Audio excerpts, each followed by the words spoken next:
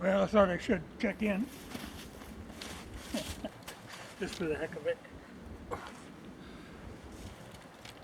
You know, I'm out cutting oak, but I do have a problem.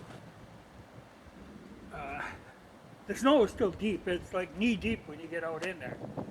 And, you know, yeah, I can get them down, but getting them out of here with the tractor is a little tough, particularly in that I got a hill I got to bring them up right here. You know, early in the morning I can get them out of here, but like say, you can see it got to be about noon. I was trying to pull this one out. Couldn't do it. You know, you just dig down in that snow. Because our snow was weird.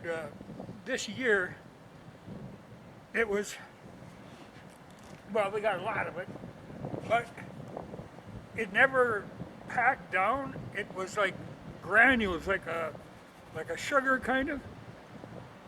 And so you get out in there, like with the tractor, and you just wallow around. You know, you can't pack it. It just, it's very hard to do anything in. So it's tough to pull them out of here. But this one I got lined up on the road, you know, because I got one out here this morning. It was about 25 feet long, and probably even a little bigger than this. By going in third gear and getting a hell of a run at her, I made it, but just barely. You know, you just start spinning, you got to keep the momentum up. And that's where I use the 3-point and lift the front of the log so I've got all the weight of the log on the tractor. But and when she's bottomless, that doesn't even help. But at least I can get them down. So that one, this one I think is 22 feet long.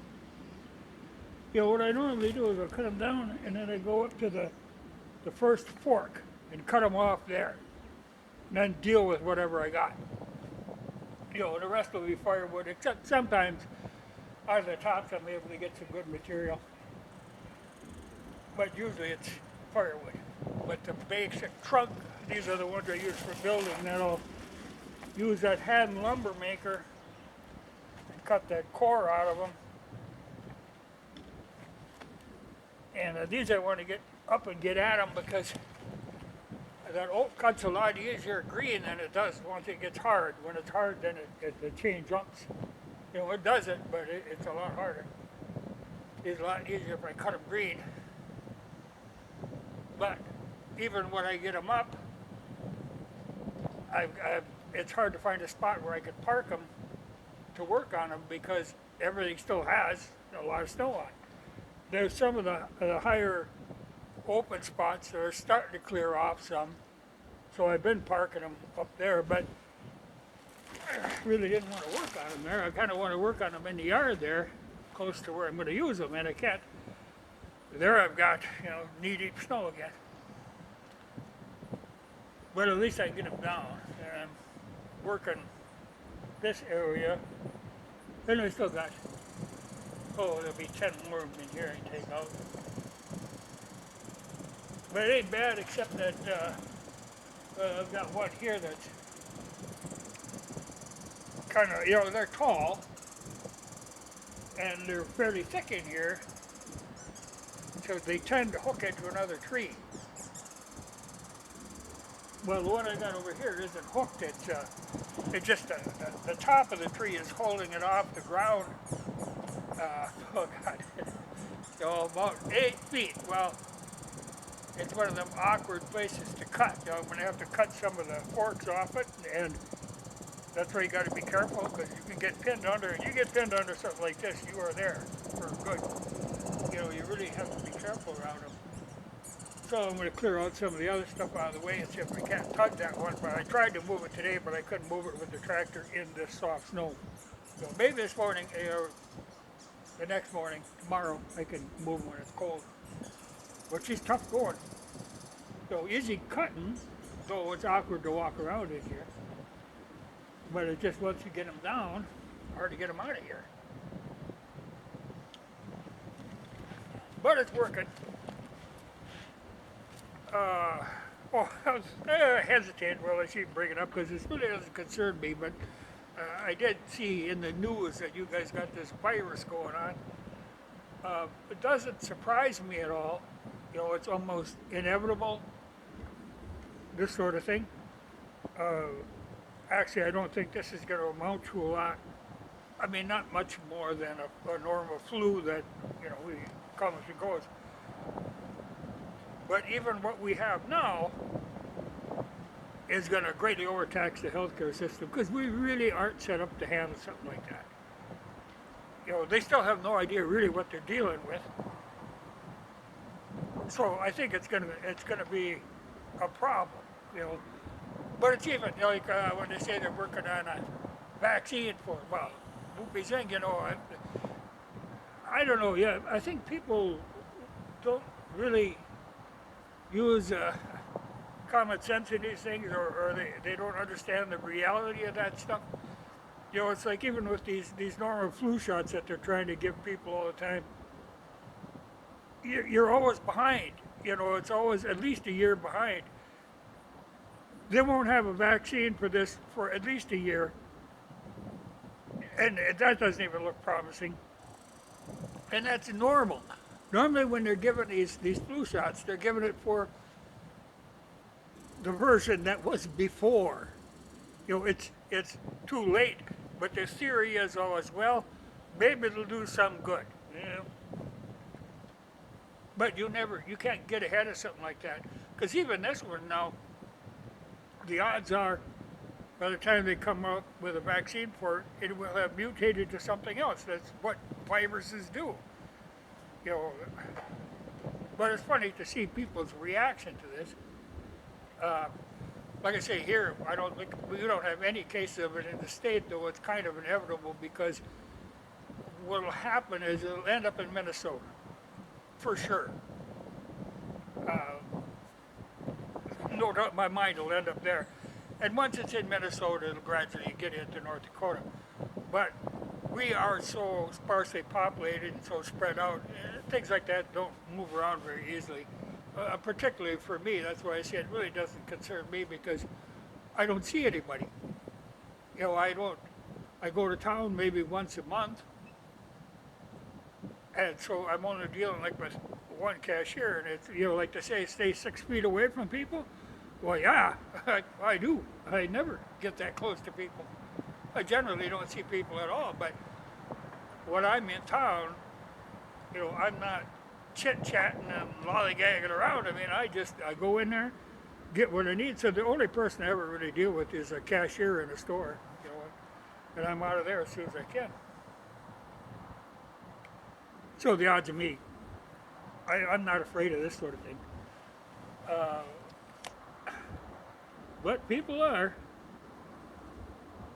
Well, for good reason, I mean, because people, they live and congregated in these tight little groups, and they're milling around and going to these sports games and all this stuff, oh man, that's just, or even just the idea of flying in an airplane where you're recycling this air all the time, you're just asking for it. But I don't do that sort of thing. So like I say, I'm not particularly worried about it, but what this should be is a wake-up call to our healthcare system a little bit because, we brag on our healthcare system all the time, but we're really slow to respond to something like this.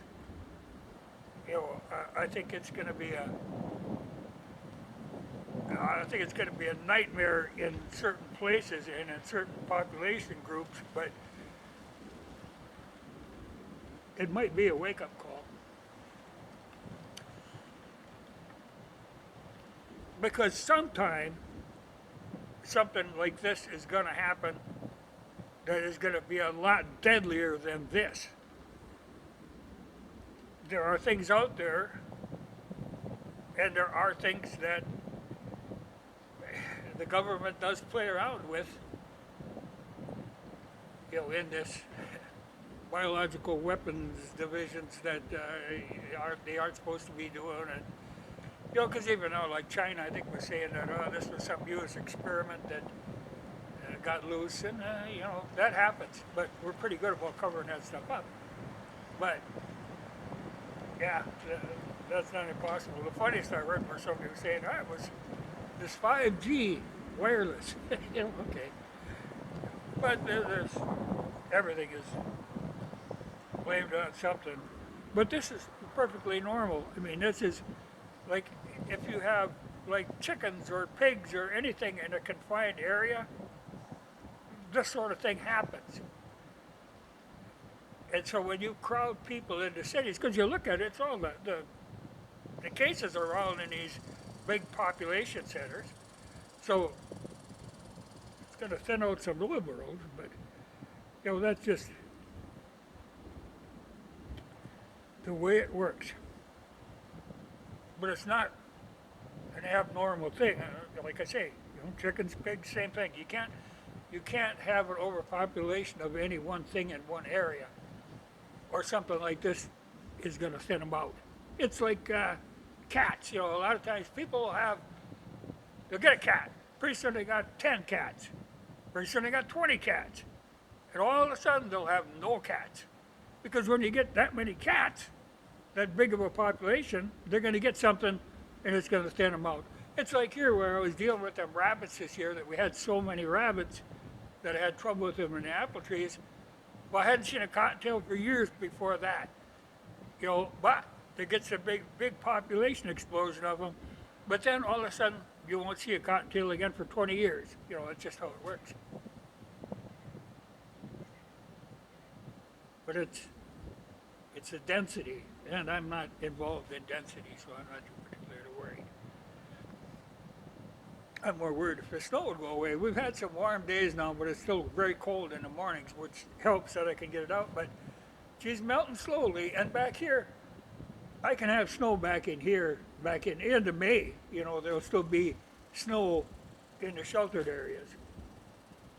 But if I can get this, because I think, well, I get over there, I'm still going to have another hill to deal with, but this particular one here is a little tough. But I got some nice oak back in there that I got to take out. Just be a lot easier if I could move them.